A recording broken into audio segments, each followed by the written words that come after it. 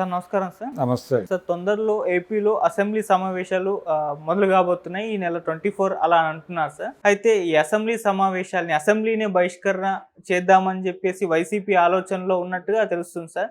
జగన్ గారు 11 మంది ఎమ్మెల్యేలను తీసుకెళ్లి ఏం అసెంబ్లీకి వెళ్తారు, అందుకే ఎవరు వెళ్ళకూడదు అని చెప్పేసి ఒక నిర్ణయం తీసుకోబోతున్నట్లు కూడా తెలుస్తుంది. అంటే ఇది గతంలో కూడా ఆయన చేశారు, ఇప్పుడు కూడా చేయబోతున్నారు అంటున్నారు. మరి అసెంబ్లీని బహిష్కరిస్తారా వైసీపీ లేదంటారా సార్? అంటే బహిష్కరిస్తారు అనేది ఒక స్పెక్యులేషన్ నడుస్తోంది. ఓకే.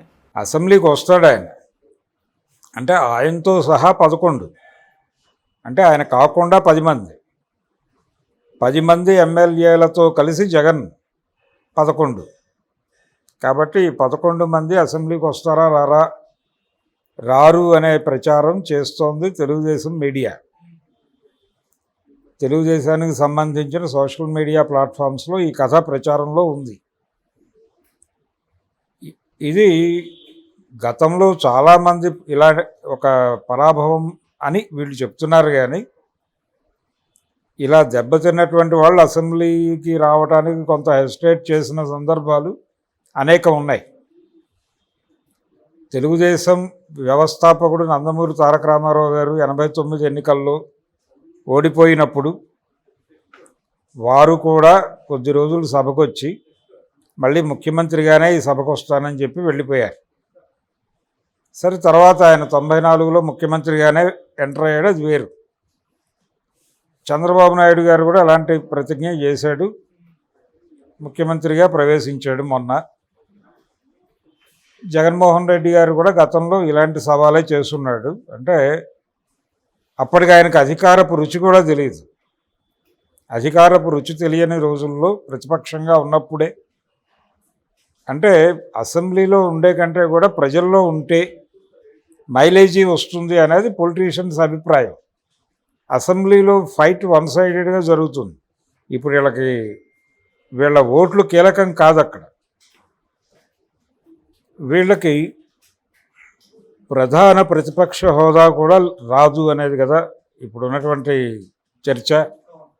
కాబట్టి ఈ టైంలో మనం అక్కడికి వెళ్ళి చేసేదానికంటే జనంలోకి వెళ్ళి ఏదైనా ప్రయత్నం చేస్తే ఉపయోగం ఉంటుంది అనేది ఆయన ఆలోచన కావచ్చు. కానీ అధికారికంగా ఆయన అసెంబ్లీ సమావేశాలు ప్రస్తుతానికి బాయ్కాట్ 24వ తారీఖు జరగబోయే 24వ తారీఖు నుంచి ప్రారంభం కాబోయే అసెంబ్లీ సమావేశాలకి ఆయన గైర్హాజరు అవుతాడని నేనైతే అనుకోవడం లేదు.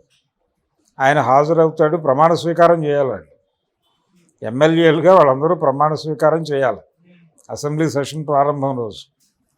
ఆ కార్యక్రమం జరుగుతుంది. ఆ తర్వాత వీళ్ళందరూ సభలో పాల్గొంటారు. కొద్ది రోజులు అధికారపక్ష బుల్డోజింగ్ స్వభావాన్ని ప్రజలకు అర్థం చేయించే బాధ్యత ఉంది వాళ్ళ మీద. సో ఒక 2 సెషన్స్ వీళ్ళు మాట్లాడరు, వీళ్ళు మాట్లాడే ప్రయత్నం చేస్తారు, వాళ్ళు బుల్డోజ్ చేస్తారు. మీరు చేసింది ఏమిటి అని మాట్లాడతారు. వీళ్ళు ఏదన్నా ప్రశ్నిస్తే మీ హయాంలో మీరు చేసింది ఏమిటి అనే సమాధానంతో వీళ్ళని చావగొట్టే ప్రయత్నం చేస్తారండి. ఇది డెమోక్రసీలో చాలా కాలంగా ప్రాక్టీస్లోకి వచ్చినటువంటి విధానమే. ఏదైనా ప్రశ్న ప్రతిపక్షం వాళ్ళు లేవనెత్తినప్పుడు మీరు పరిపాలించినప్పుడు ఏం పీకారు అనేది సమాధానంగా చెప్తున్నారు అందరూ. అదే రేపు చెప్తారు, తెలుగుదేశం వాళ్ళు కూడా అదే చెప్తారు. సో ఈ మాత్రం దానికి అసెంబ్లీలో ఉండి చేసేది ఏముంది అనుకోవచ్చు. కానీ ముందు అవతల వాళ్ళ బుల్డోజింగ్ వ్యవహారాన్ని ఎక్స్పోజ్ చేయాల్సిన అవసరం ఉంది. అది జగన్కి తెలుసు. అది ఎక్స్పోజ్ చేసి అది పీక్ స్టేజ్కి పట్టుకొచ్చి తనను ఐసోలేట్ చేస్తున్నట్టుగా ప్రపంచానికి అభిప్రాయం కలిగించిన తర్వాతే ఆయన తొడగొట్టి బయటకు వచ్చేస్తాడు. వచ్చి పాత పద్ధతిలోనే తిరిగి జనంలోకి వెళ్తాడు. అయితే ఇక్కడ గుర్తుపెట్టుకోవాల్సిన విషయం ఏంటంటే, ఆయన జనంలోకి వెళితే అధికారం వచ్చేస్తుంది అనేది వాస్తవమే. కానీ తను చేసిన తప్పుల మీద కన్ఫెస్ అవ్వాల్సి ఉంటుంది. తన వైపు నుంచి జరిగిన తప్పుల్ని గుర్తించాలి ముందు ఆయన. ఇప్పటివరకు జగన్మోహన్ రెడ్డి పద్ధతిలో, అంటే ఆయన 2-3 సార్లు మైక్ ముందుకు వచ్చాడు ఓడిపోయిన తర్వాత. ఎమ్మెల్సీలతో మాట్లాడిన సందర్భంలో మైక్ ముందుకు వచ్చాడు, ఓటమిని అంగీకరిస్తూ మైక్ ముందుకు వచ్చాడు. ఇలా 2-3 సార్లు మైక్ ముందుకు వచ్చినప్పటికీ అందులో ఎక్కడా కూడా ఒక ఆత్మవిమర్శ ధోరణి కనిపించట్లేదు. సెల్ఫ్ క్రిటిసిజం అనేది ఒకటి ఉండాలి కదా, ఆ సెల్ఫ్ క్రిటిసిజం అనే ధోరణి కనిపించలా. అది ఇబ్బంది కలిగిస్తుంది ఆయనకి. అందుకని కొన్ని విషయాలు నిర్మోహమాటంగా అంగీకరించాలి ప్రజాక్షేత్రంలో. అందులో ప్రధానంగా తను ప్రజలకి యాక్సెస్ ఇవ్వకపోవడం, అధికారం వచ్చాక. అధికారం వచ్చిన తర్వాత ప్రజల్లోకి వెళ్ళటం వలన అధికారం వచ్చింది అనుకున్నప్పుడు ఆ ప్రజలకి యాక్సెస్ ఇవ్వకపోవడం తప్పు కదా. దాన్ని నువ్వు ప్రజాక్షేత్రంలో అంగీకరిస్తే నీ మైలేజీ పెరుగుతుంది. ఆ ఆత్మవిమర్శన ధోరణి కనిపించట్లేదు ఇప్పటిదాకా. అది లేకుండా మీరు ప్రజల్లోకి వెళ్ళినా పాదయాత్రలు చేసినా దాని ఇంపాక్ట్ ఏ మేరకు ఉంటుందనేది అనుమానమే. అందుకని Jaganmohan Reddy assembly boycott decision తీసుకుంటాడు ఇప్పుడే అని నేను అనుకోవట్లేదు. ఇప్పుడు ఇమ్మీడియట్గా ఆయన ఏమీ అలాంటి నిర్ణయాలు ఏమి ప్రకటించడు. అసెంబ్లీకి వెళ్తాడు, ఎక్స్పోజ్ చేస్తాడు, ఆ తర్వాత తొడగొడతాడు, జనంలోకి వెళ్తాడు. మామూలు పద్ధతిలోనే, అందరూ అనుసరించిన పద్ధతిలోనే. ఈవెన్ వైఎస్ రాజశేఖర రెడ్డి కూడా ఒక టైంలో చంద్రబాబు నాయుడు గారు ముఖ్యమంత్రిగా ఉన్న రోజుల్లో 99 తర్వాత ఆయన కొంచెం వేగం పెంచిన తర్వాత ఆ టైంలో తను కూడా అసహనానికి గురై అసెంబ్లీ బహిష్కరణ నినాదం ఇచ్చినవాడే వైఎస్ రాజశేఖర రెడ్డి కూడా.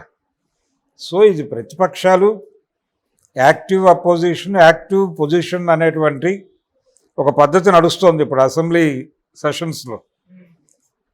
ఈ యాక్టివ్ అపోజిషన్, యాక్టివ్ పొజిషన్ అనేటువంటి వైరుధ్యం, ఈ వైరుధ్యం కొనసాగినంతకాలం ఈ గొడవ కొనసాగుతుంది. అందుకనే అందులో భాగంగానే జగన్మోహన్ రెడ్డి గారు అలా సభకెళ్ళి జనాలని ప్రభుత్వాన్ని ఎక్స్పోజ్ చేసేసి వెళ్తాడు. కానీ ఆయన ఆత్మవిమర్శన ధోరణిలో పెడితే తప్ప వర్కౌట్ అవ్వదు. ఆయన కూడా ప్రజాక్షేత్రంలోకి వెళ్ళి తెలుగుదేశం పార్టీని తిడితే పని అయిపోతుంది అనుకుంటే అవ్వదు. తిట్టడం వేరు, క్రిటిసిజం వేరు, సెల్ఫ్ క్రిటిసిజం వేరు. క్రిటిసిజంతో పాటు సెల్ఫ్ క్రిటిసిజం కూడా ఉండాల్సిన అవసరం ఉన్న సందర్భంలో జగన్ ఉన్నాడు. దాన్ని ఆయన ఐడెంటిఫై చేయాలి, లేకపోతే ఉపయోగమే ఉండదు. సార్ ఇప్పుడు అంటే వైసీపీకి ప్రతిపక్ష హోదా లేదు, ఆ టెక్నికల్గా అది పాసిబుల్ అయితే కాదు. కాకపోతే చంద్రబాబు నాయుడు గారు కల్పించాలనుకుంటే ఉంటుందని అంటున్నారు. మరి చంద్రబాబు నాయుడు గారు అవకాశం ఇచ్చే ఛాన్స్ ఏమైనా కనిపిస్తుంది అంటారా సార్? అవకాశం ఉంటుంది. అవకాశం లేకపోవడం రెజల్యూషన్ పాస్ చేయొచ్చు. అంటే ప్రతిపక్ష హోదాకి తగినన్ని సీట్లు లేకపోయినప్పటికీ ఉన్న ప్రతిపక్షం అది. కాబట్టి ఉన్నటువంటి ఇతర పక్షాలతో పోలిస్తే, అంటే అధికార పక్షంతో అలయన్స్లో ఉన్న పార్టీలు లేకుండా ఉన్నది జగన్ ఒకడే. ఒకసారి రాజీవ్ గాంధీ ప్రధాని అయినప్పుడు పార్లమెంట్లో ప్రధాన ప్రతిపక్షం ఏది అని వెతికితే ఏది కనిపించలేదు. భారతీయ జనతా పార్టీ లేదు, జాతీయ పార్టీలు వేటికి కూడా మెజారిటీ సీట్లు రాలా. తెలుగుదేశం పార్టీకి, ఒక ప్రాంతీయ పార్టీకి ఎక్కువ ఎంపీ సీట్లు వచ్చినాయి. దాంతో అనివార్యంగా తెలుగుదేశం పార్టీని ప్రధాన ప్రతిపక్షంగా పార్లమెంట్లో ప్రకటించారు. ఉపేంద్ర ఇలాంటి వాళ్ళు చక్రం తిప్పింది ఆ టైమే. పర్వతనేని ఉపేంద్రలు ఇలాంటి వాళ్ళు ఢిల్లీలో చక్రం తిప్పింది ఆ సమయంలోనే. ఇలాంటి అకేషన్ ఒకసారి వస్తుంది, ఒక సందర్భం. అలాగే తమిళనాడు రాజకీయాల్లో ఒకసారి డిఎంకే 4 సీట్లకి 7 సీట్లకి పడిపోయింది. ఏడీఎంకే 4కి పడిపోయిన చరిత్ర ఉంది. ఆ టైంలో వాళ్ళని కూడా ఆ కన్సిడరేషన్ ఇచ్చారు కదా.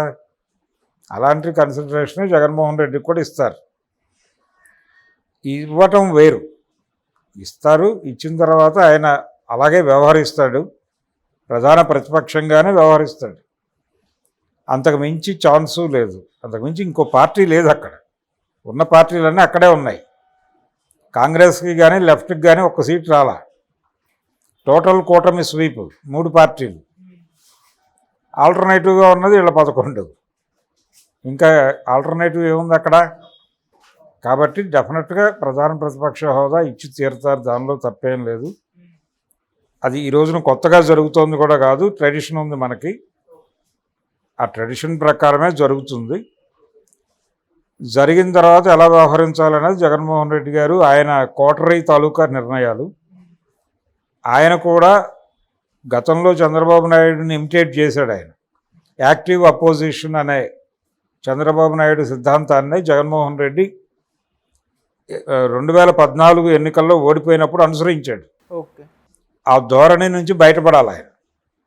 యాక్టివ్ అపోజిషన్ కాదు, ఆ ధోరణి మానేసి ప్రభుత్వం మంచి చేస్తే మంచిగాను, చెడు చేస్తే చెడుగాను స్పందిస్తూ, చెడు చేస్తే తప్పని నిర్మోహమాటంగా చెప్పగలిగి ఉండాలి. మంచి జరుగుతోంది అనుకున్నప్పుడు సహకరించడానికి మొహమాట పడకూడదు. ఆ పద్ధతిలో వ్యవహరిస్తూ వైఎస్ రాజశేఖర రెడ్డి అలా వ్యవహరించాడు. అలా వ్యవహరిస్తే ఇమేజ్కి ఇబ్బంది ఉండదు ఒకటి. రెండోది, తనని తాను మదింపు వేసుకుని తన ఫెయిల్యూర్స్ గురించి జనాలకు అర్థమయ్యే పద్ధతిలో చెప్పుకోగలగాలి. ఈ రెండు జరిగితే ప్రయోజనం ఉంటుంది. అది లేకుండా ఆయన ప్రధాన ప్రతిపక్షంగా ఉన్న